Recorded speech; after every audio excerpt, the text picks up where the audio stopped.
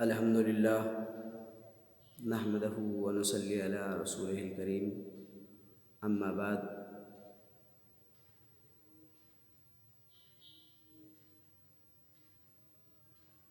ہر طرح کی تعریف، کبریائی اور بڑائی اللہ رب العالمین کے لیے ہے، جو تمام جہانوں کا خالق و مالک، مدبر و منتظم ہے۔ اور درود و سلام ہو آئے ہوئے تمام انبیاء کرام پر، خصوصیت کے ساتھ آخری نبی محمد عربی صلی اللہ علیہ وسلم پر، جو تمام جہانوں کے لیے رحمت، ہدایت اور بشیر و نذیر بنا کر بھیجے گئے۔ محترم سامعین اور ناظرین کرام، جیسا کہ معلوم ہے کہ آج شب کو ایک شب آنی ہے، جسے لوگ شب برات کے نام سے جانتے ہیں۔ حقیقت یہ ہے کہ ماہ شعبان یہ اسلامی تقویم کا 8واں مہینہ ہے، اور اس مہینے کی کتاب و سنت میں بہت زیادہ فضیلت موجود ہے۔ آپ احادیث کا مطالعہ کریں گے تو آپ کو پتہ چلے گا کہ ماہ شعبان کی بہت زیادہ فضیلت اس طور پر بیان کی گئی ہے کہ آپ صلی اللہ علیہ وسلم اس مہینے میں کثرت سے روزہ رکھتے تھے، یہاں تک کہ بعض صحابہ اور صحابیات کو یہ خدشہ لاحق ہوتا کہ کہیں آپ اس کو رمضان کے روزے کے ساتھ نہ ملا دیں، لیکن ایسا ہوا نہیں، مگر آپ کثرت سے روزہ رکھتے تھے، جس کی وجہ آپ صلی اللہ علیہ وسلم سے صحابہ کرام نے پوچھا، تو آپ صلی اللہ علیہ وسلم نے بتایا کہ یہ وہ مہینہ ہے، رجب اور رمضان کے درمیان یہ وہ مہینہ ہے جس سے اکثر لوگ غافل ہو جاتے ہیں، اور اس مہینے میں اللہ کے پاس اس کے بندوں کے نامہ اعمال پیش کیے جاتے ہیں۔ لہٰذا میں یہ چاہتا ہوں کہ جب میرا نامہ اعمال پیش کیا جائے تو میں روزے کے حالت میں رہوں، یعنی اللہ کے نزدیک میرا نامہ اعمال ایک روزے دار کی صورت میں پیش ہو جائے۔ لہٰذا اسی کے پیش نظر آپ صلی اللہ علیہ وسلم نے اس مہینے کی فضیلت تو بیان کی ہے، مگر اس مہینے کے اندر جو ایک مخصوص رات کچھ لوگوں نے خود ساختہ طور پر گڑھ لیا ہے، یا چند کمزور دلائل کی بنیاد پر اخذ کر لیا گیا ہے، اس رات کی کوئی حیثیت نہیں ہے، اور نہ اس رات میں عبادت کا تصور ہی اسلام میں پیش کیا ہے۔ لہٰذا ہم مسلمانوں کو اس رات دیگر نوافل، عبادت اور دیگر طرح کے اعمال، شرعی اور غیر شرعی اعمال کرنے سے محفوظ رہنا چاہیے، اس لیے کہ شریعت نے اس سے خاموشی برتی ہے۔ لہٰذا کتاب و سنت کو پڑھنے کے بعد اور تحقیقی نظر سے دیکھنے کے بعد یہ بات تو ثابت ہوتی ہے کہ شعبان کی فضیلت ثابت ہے۔ آپ سے، آپ کے صحابہ کرام سے، بزرگان دین سے، ائمہ کرام سے، محدثین کرام سے یہ ثابت ہے کہ شعبان میں کثرت سے روزہ رکھنا افضل عمل ہے، لیکن یہ ثابت نہیں ہے کہ اس کی ایک رات جو 15 تاریخ کی رات ہے وہ شب برات کی رات ہے، یا اس کو شب برات کہا جاتا ہے۔ وجہ یہ ہے کہ شب فارسی لفظ ہے اور برات عربی لفظ، تو شب برات تو نہیں، لیکن اس کو عربی میں کہیں تو لیلۃ البراء ہو، اور لیلۃ البرات لفظ نہ قرآن میں کہیں آیا اور نہ ہی آپ صلی اللہ علیہ وسلم کے عظیم ذخیرہ احادیث میں کہیں پایا گیا ہے۔ لہٰذا جس کے نام کا ہی وجود نہیں، اس کے وجود کو کسی طرح سے ثابت کرنا یہ سوائے جہالت اور گمراہی کے کچھ بھی نہیں ہے۔ لہٰذا میں نے آپ کو مختصر طور پر اور تحقیقی طور پر یہ بتا دیا کہ ماہ شعبان کی فضیلت ثابت ہے، مگر اس کے 15 تاریخ کی رات کی فضیلت کتاب و سنت میں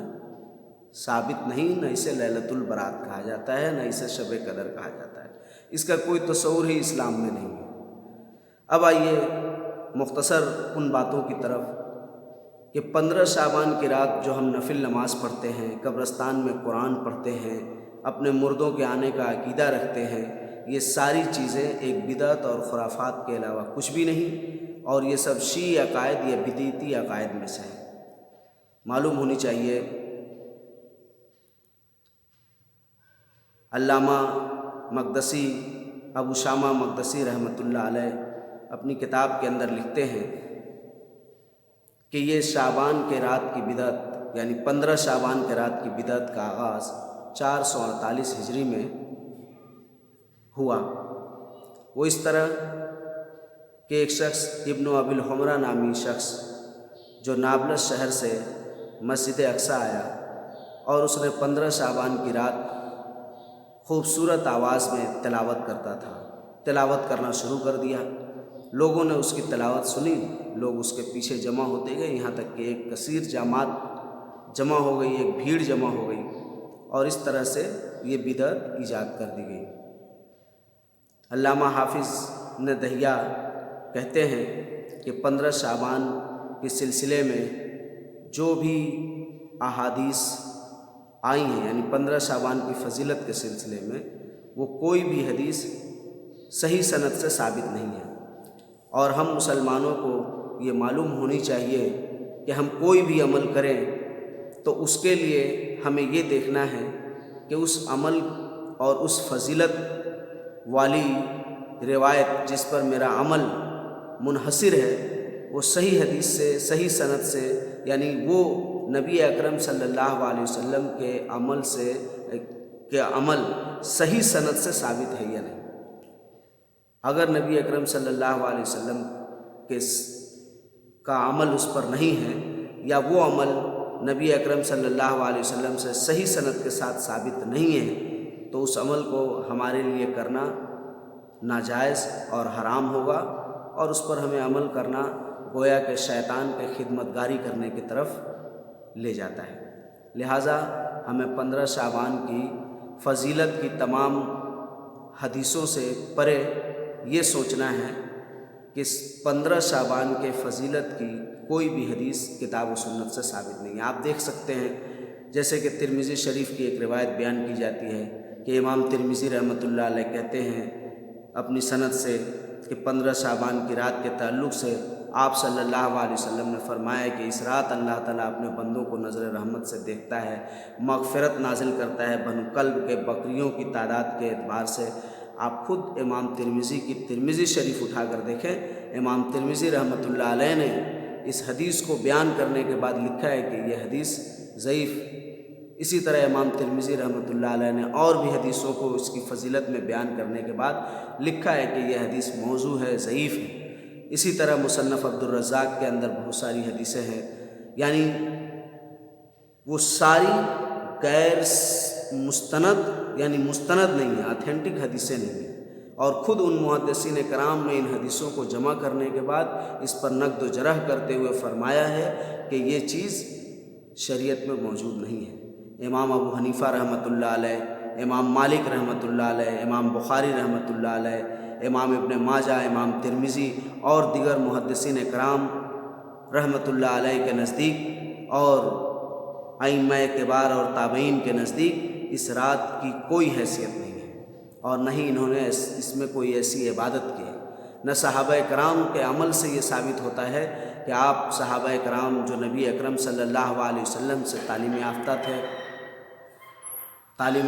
تھے انہوں نے یہ کام شروع کیا۔ لہٰذا ہمیں ان کاموں سے احتراز کرنا چاہیے اور بدعت کے کام سے بچتے ہوئے سنت کے طرف راغب ہونی چاہیے، اور اسی میں ہماری اور آپ کی بھلائی ہے۔ رہا قرآن کا قبرستان میں پڑھنا، تو آپ خود ہی غور کریں، اللہ کے رسول صلی اللہ علیہ وسلم نے ہمیں یہ حکم دیا کہ اپنے گھروں کو قبرستان نہ بناؤ، اس میں نوافل اور قرآن مجید کی تلاوت کرتے رہو اور نوافل ادا کرتے رہو۔ اور ہم نے کیا کیا؟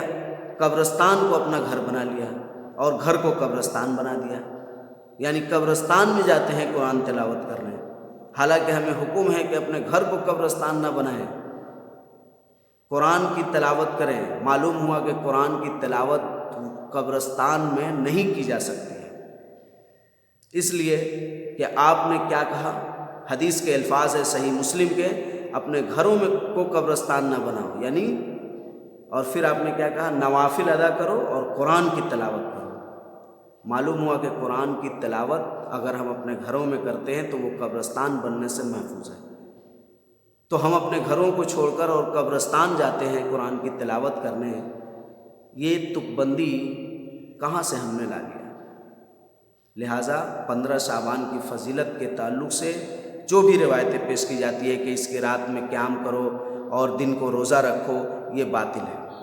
یہ حدیث بھی باطل ہے۔ حضرت علی کا سنن ابن ماجہ میں یہ روایت بھی صحیح نہیں ہے، محدثوں نے تحقیقی طور پر اس کو ثابت کیا ہے۔ لہٰذا اگر آپ حدیث کی روشنی میں اپنا عمل کرنا چاہتے ہیں تو آپ کو معلوم ہونی چاہیے کہ اخبارات میں لکھے گئے آرٹیکل سے دھوکہ نہ کھائیں۔ کسی علم دین کے نوزائیدہ فہم رکھنے والے، کم فہم رکھنے والے محرر کے تحریر سے بھی دھوکہ نہ کھائیں،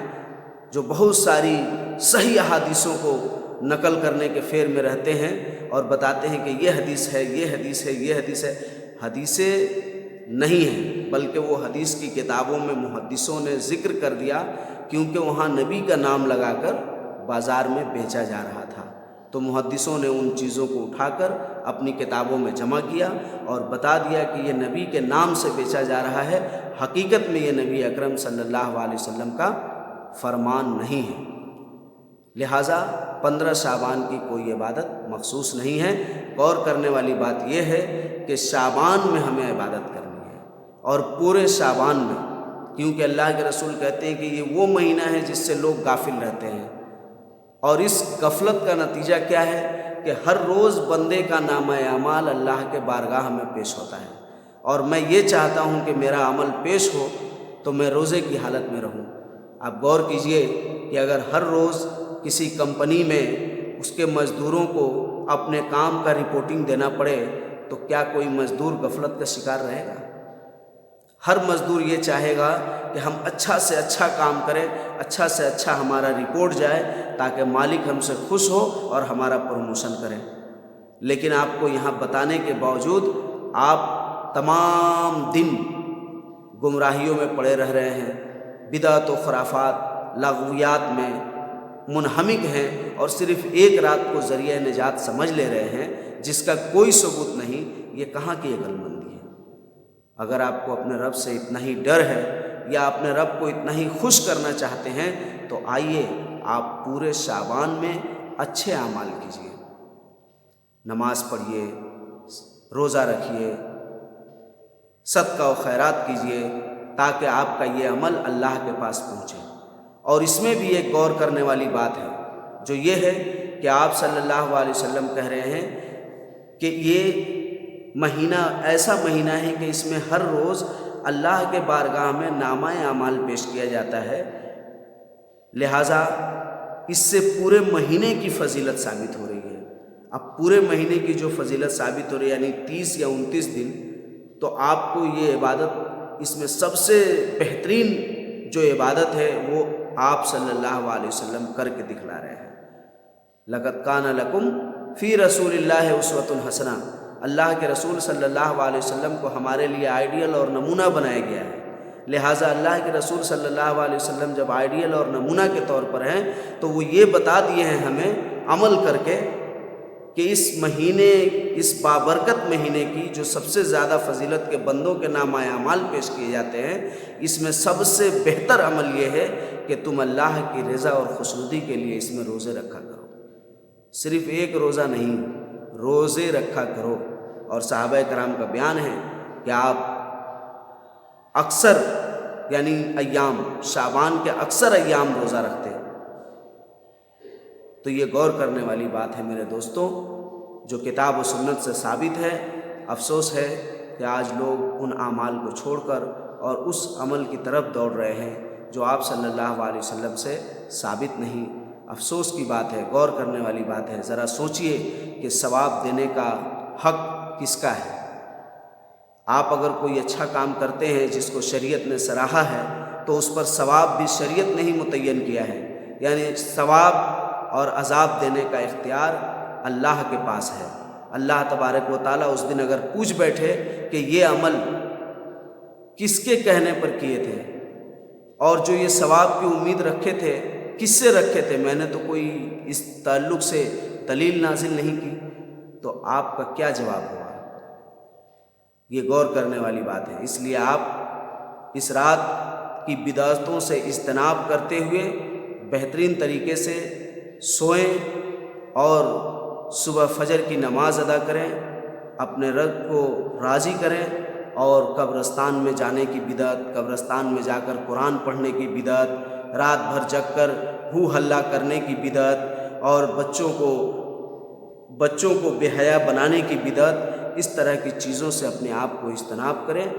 اور حدیثوں کی کتابوں کو صحیح طریقے سے پڑھنا سیکھیں۔ اتھینٹک حدیث پیش کیا کریں دلیل میں، غیر اتھینٹک، غیر مستند وہ حدیثیں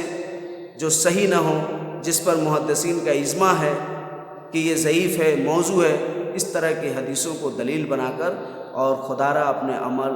کو ضائع نہ کریں، اپنے وقت کو ضائع نہ کریں، اور اپنے آپ کو اللہ اور اس کے رسول کی نگاہ میں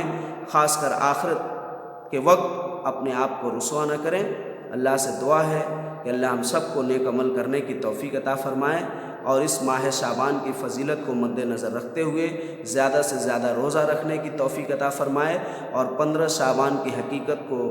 واضح ہو جانے کے بعد اس سے توبہ و اجتناب کریں، کیونکہ یہ شیعوں کا معاملہ ہے، اور یہ بھی بات واضح ہے کہ شیعوں کے 12ویں امام محمد اس دن پیدا ہوئے، جس کی وجہ سے شیعہ حضرات اس دن چراغا کرتے ہیں۔ 15 شعبان 255 ہجری میں محمد بن حسن عسکری پیدا ہوئے ہیں، جو شیعوں کے 12ویں امام ہیں۔ ان کے خوشی میں یہ لوگ اس دن یہ کام کرتے ہیں، لہٰذا سنیوں کو اس سے ایسے بھی لازماً احتراز کرنی چاہیے۔ آمین، وآخر دعوانا الحمدللہ رب